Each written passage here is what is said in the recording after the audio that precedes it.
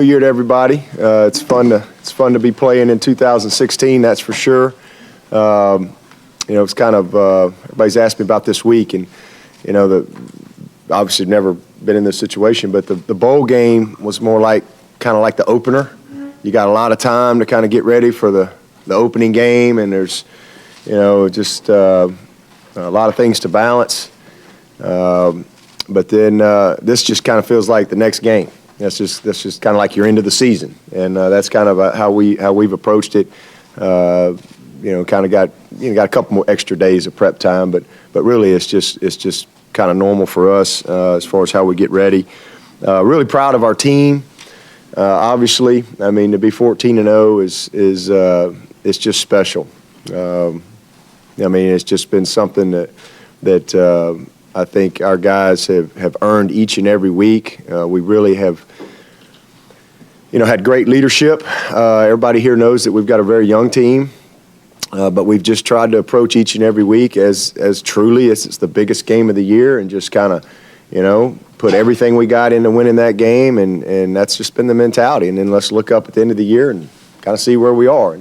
And our guys have answered every challenge, and to be the only undefeated team left in the country is special. So really proud of our team, and just their will to win, and how they've competed consistently, and more importantly, how they've prepared consistently all year long. The Orange Bowl was obviously a great performance. We played very well, from a four-quarter standpoint. As far as the things you got to do to give yourself a chance to win, the toughness, the physicality, our ability to run the ball. We dominated the game in the trenches. They were rushing for 300-something yards a game, and we held them to 67, and we rushed for 312. So that's really all you need to know about how that game went. Just a great physical performance by our guys, but it's a reflection of the preparation that we had, and that's what pleases me more than anything, because we talk all the time about how you play, but how you play is a direct reflection of your commitment. It's your attention to details. It's how you practice and truly prepare.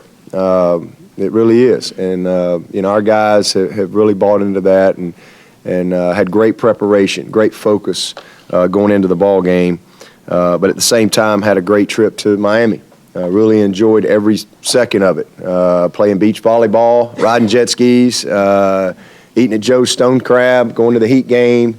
We got to enjoy, every bit of it. And so I'm thankful for the experience that we had. Our players of the game were B.J. Goodson and Kevin Dodd. I hadn't really a chance to talk to all you local guys here. And then Wayne Gallman was our offensive player of the game. And then first time we've ever had 3 special teams players of the game. But Hugel was obviously huge in the game, and Christian Wilkins and Teasdall. Those were our players of the game. And so, everybody talks about being 14-0, and we've set a lot of records around here, not just this year, but the last 7 years. We've set a bunch of records. But the record that I'm most proud of is, we set the school record for honor roll students this fall. We had 48 guys make the honor roll, and that's a 3.0 or higher. And I'm more proud of that than anything. We set the all-time football team GPA record this fall. So, everybody looks at our team and they talk about winning. We're winning because we went off the field too. And that's what I'm more proud of than anything. 6 of our 7 years, we've been top 10 academically, and so you can win it. You can win at a highest level, but you can be the epitome of what a student athlete should look like too, and you can do it the right way. And that's what our guys have done. 48 guys, 3.0 or higher, and the highest football team GPA we've had ever, not just with me, but ever. During a fall semester, and last spring we set the record too. So I'm just really proud of our guys for how they're handling themselves on and off the field. This next one, Alabama, it is what it is. They're a complete football team in every sense of the word. Great coaches, great depth, great talent, great on offense, great on defense, great in special teams, fundamentally, technically. I mean, it is what it is.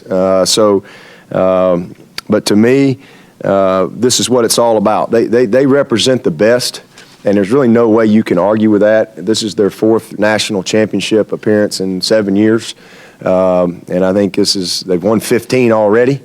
We got a lonely trophy sitting down there in that case. I got a family of trophies in Tuscaloosa, and proud to be a part of one of them. But this is the way it ought to be. I mean, if you're gonna play for a championship and you have the opportunity to play against the team that has been the kind of the standard, I think that we're excited about that. We embrace that and look forward to competing against them. So offensively, best offensive line we've seen.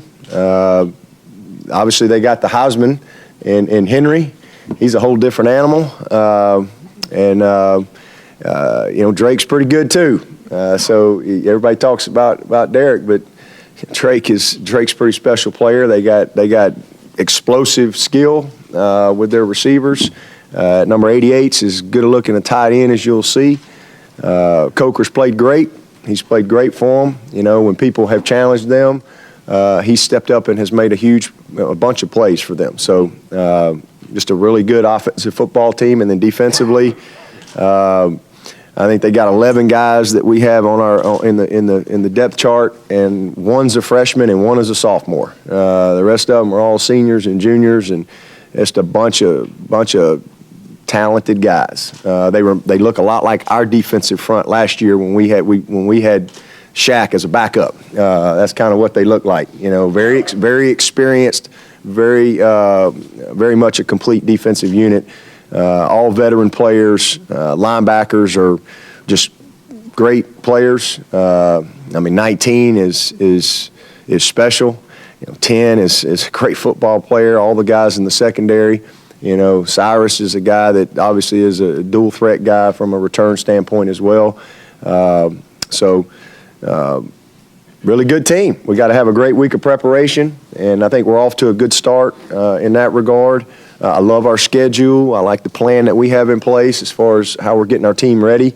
Guys are in segment meetings right now, getting a little bit extra time yesterday and today. And then we'll travel on Friday. Both teams have to be out there, so that's a long way to go. So we will practice here before we leave. And then we'll head out to Arizona. Saturday out there is our 1 day of practice. It's kind of like a Thursday type of practice that you would have in a normal week, and then Sunday is kind of like a Friday, and then you play the game on Monday. So we've got a good plan, good itinerary for out there. Our guys are excited, but again, it's we got a lot of work to do, but I do like the start that we've had. And I know you guys got a lot of questions, but before I get to that, I do want to. Offer my condolences to the Parker family, Coach Red Parker, one of our former coaches here. I did not get a chance to meet him or know him, but he and I did have a phone conversation a couple years ago, and talked a lot about his high school coaching and things like that. But with that, I'll take your questions. Do you feel like it's a disadvantage to have less practice time in Alabama because of the way the semester? No. That people make a big deal out of that. First of all, tomorrow and Thursday, they got a little bit more time. Maybe they can have an extra meeting or something like that. Maybe they could do a walkthrough in the morning and maybe an extra film session. But, I think at this point, to be honest with you, more isn't better. I kind of believe in the less is more. We are who we are. They are who they are. Let's go play the game. Our guys don't go to school on Friday, neither do theirs, and it's all the same Friday, Saturday, Sunday, Monday. That's all the same. This past Sunday, Monday, Tuesday is all the same. Tomorrow and Thursday, but you know what? Our guys, they're used to going to school anyway. It's what they do. And we just had 48 guys make the honor roll, so had the highest team GPA that we've had in the history of our program, and we just had our first undefeated season in 30-something years. So. they haven't had any problem balancing that type of stuff. So I wouldn't make a big deal out of that. If they beat us, it's not going to be because they had 2 extra meetings or an extra walkthrough on Wednesday and Thursday. It's going to be because they just beat us. Dabo, you finish up the Orange Bowl. You're trying to make your way home. Did you get a chance to watch any of the Alabama game? Or Yeah. Did you watch it on the plane? Or? Oh, no. We didn't come back to the next day. We watched it. A lot of us watched it on TV. Just that we were celebrating and taking a peek at it, just like everybody else. When it became pretty clear that Alabama was going to win the game, what kind of emotions were swirling through your? Just it's kind of cool. I mean, I think it's neat. I think God's got a sense of humor. I really do. I think it's great. Again, I mean, you're looking at a guy that grew up in the state of Alabama, and I mean, my dream was to play there, to go to school there. And I was the first one in my family to get a college degree, and to be able to get it from the University of Alabama was a dream come true for me, and for my family. And not only to go down there and really, as an 18-year-old kid, I left when I was 31. But I grew up in Tuscaloosa, basically. That was kind of the most normal time of my life. I lived in that little apartment there for 5 years. I lived there longer than I lived there. That was kind of my spot until I got married, and it was a special 13, almost 14 years for me before I moved away from Tuscaloosa. So going there, walking on, earn a scholarship. My last game as a player, we win the national championship. Get the opportunity to be a grad assistant coach. Was a special privilege for me, and then for Coach Stallings to hire me as a full-time coach shortly after that, and just a lot of great memories for me, obviously.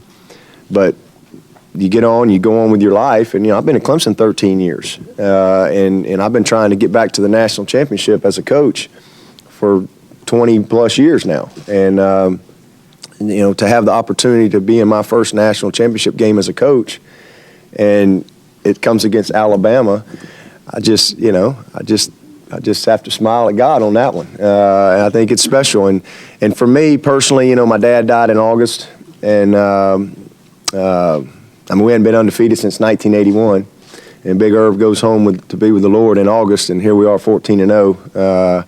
I just have to believe he's having a lot of fun up there and smiling down, and because this would have been like, his little shop down there, the little M&M hardware store down there in Alabaster it would just be a scene right now. Everybody coming in there to see my dad and talk about Alabama and Clemson, because that's his 2 teams. And so it's just really neat from that standpoint. So, but it didn't take long to get past, that's a neat matchup until you turn the film on. You watch the tape and you go, oh boy, this is a great football team we're getting ready to play. So it's going to be a lot of fun.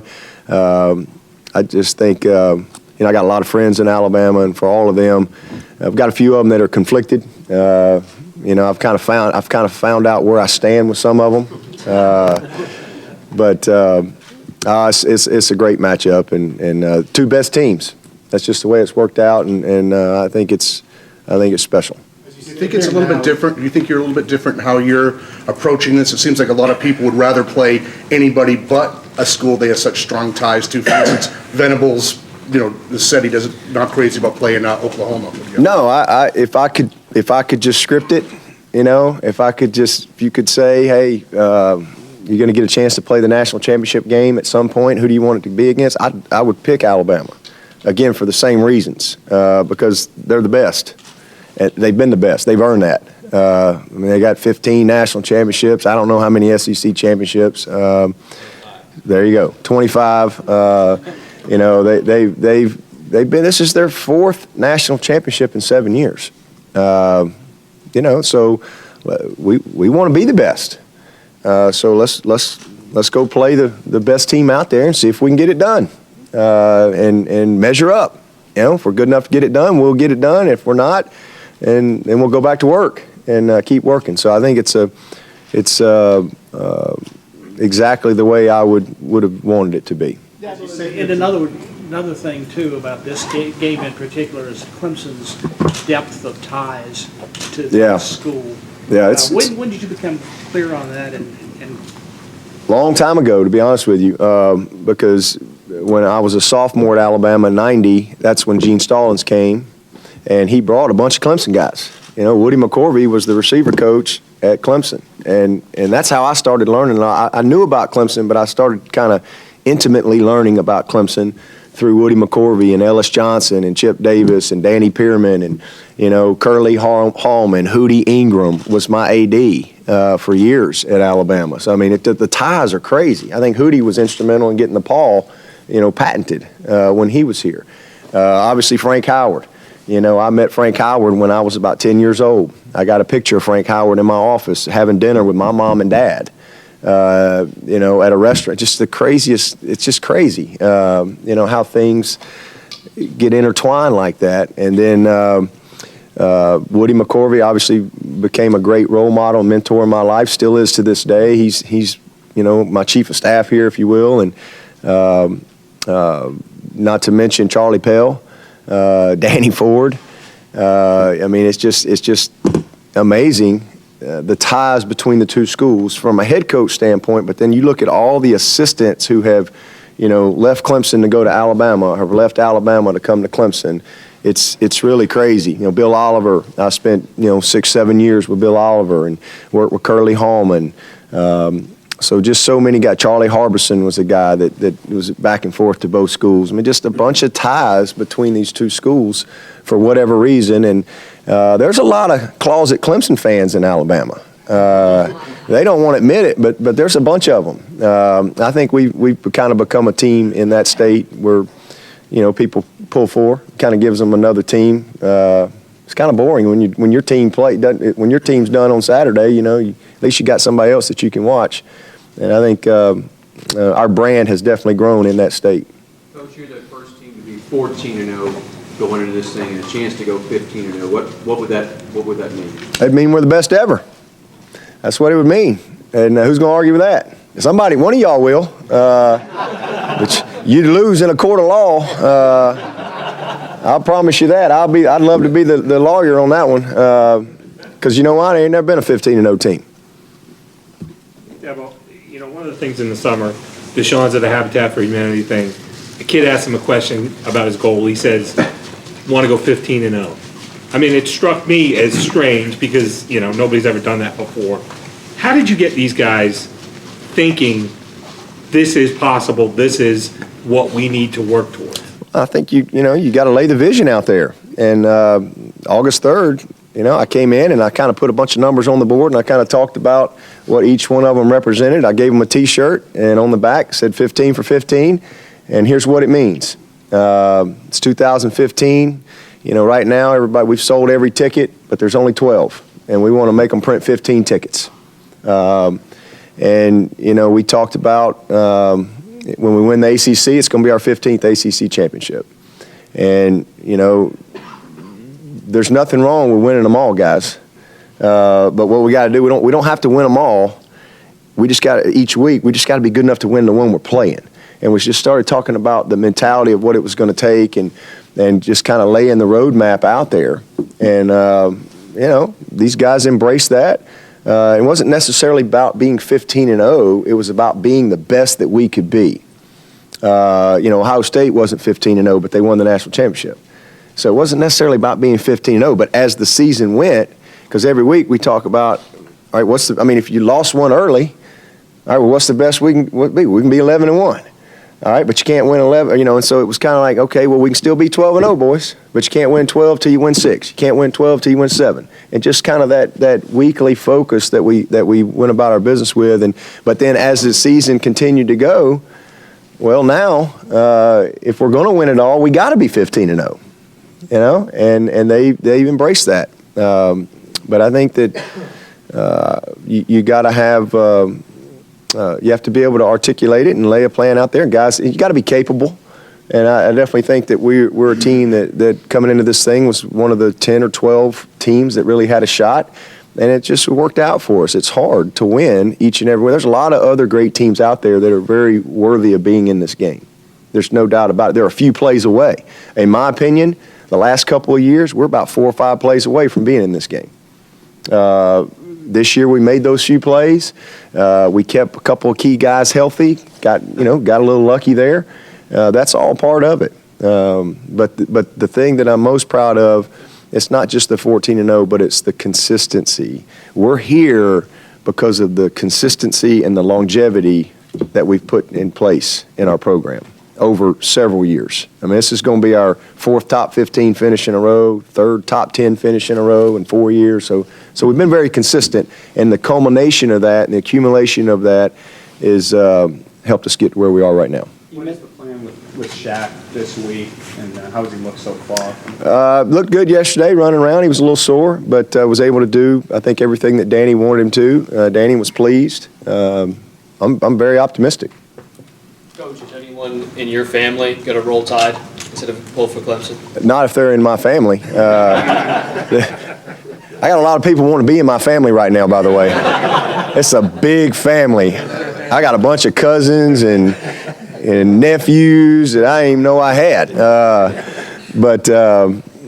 No, it's all good. It's all good. All I know is they're not getting a ticket from me unless they're wearing orange. So it'll be a lot of fun. You talked about turning on the tape, and a lot of people who follow Alabama think that your '92 team with Curry and Copeland and those guys was the best defensive line Alabama's ever had.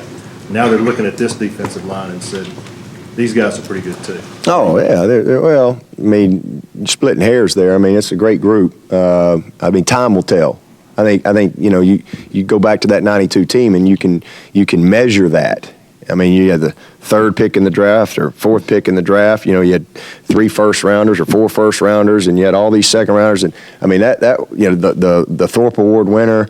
I mean, they were George Teague and what they went on to do in their pro careers and on and on and on. So I don't think you can really truly measure that right now. I mean, statistically, Alabama, that '92 team was about number 1 in everything. This group here, I think they're 2 total defense, but they're about number 1 in everything else. I mean, they're a dominant group, just like that group was. But who's the best? I mean, I think there's a lot of arguments either way, but only time will tell. These guys are pretty good. Yeah, they're really good. I mean, they look a lot like we did last year. I mean, we led the nation in 11 categories last year, but we had 6 D linemen, go on to the NFL.